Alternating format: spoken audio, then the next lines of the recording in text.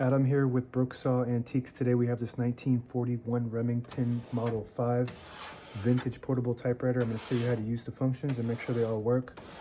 Margins are located behind the carriage here, and you just move them, tilt one side and just move it like that. You just want to make sure they're in between the two paper fingers in front so you don't type over them or get stuck on them. That looks pretty good.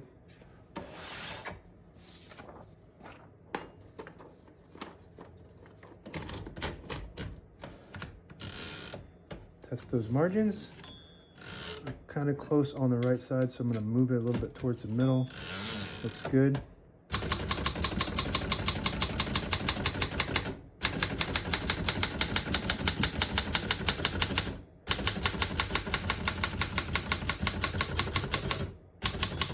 Once you hear the bell, you're at the end of the margin. You hit this line switch, gets back to the beginning, and skips 1 or 2 spaces.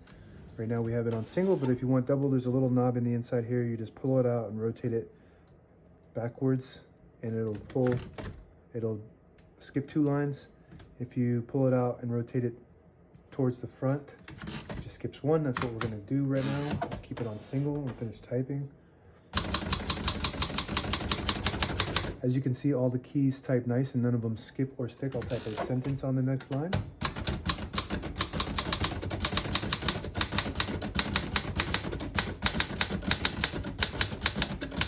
Beautiful typing machine. Some really nice, this is a really nice series upgrade from the classic portable one.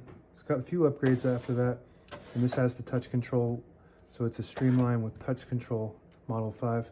To pull the page out easy, there's a switch on the right side there. You flip it back and it unlocks the rollers underneath the platen, allowing you to pull the page out easy or load thicker paper like carbon copy or card stock. Make sure you flip that forward again before you load the next page, or else it won't load correctly. Shift on each side and a shift lock on the left. To clear that, just hit the shift button again. Backspace on the top right, works great.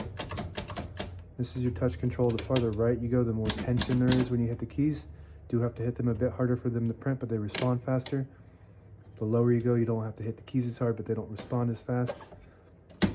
Shift on each side, shift lock on the left.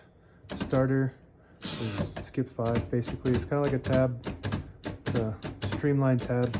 Skips 5 spaces. And this is your margin release. You get to the end of the margin, it blocks you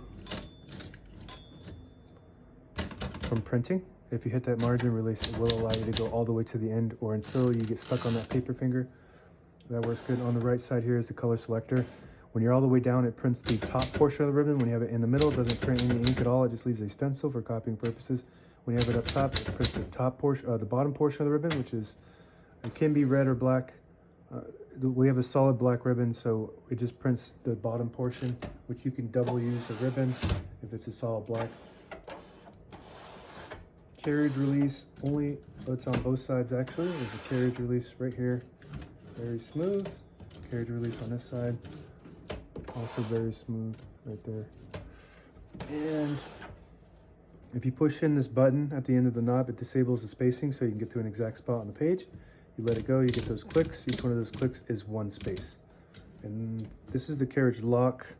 So you pull it out towards the end and then back, and it locks the carriage in the middle. And if you pull it towards the knob and back, it unlocks.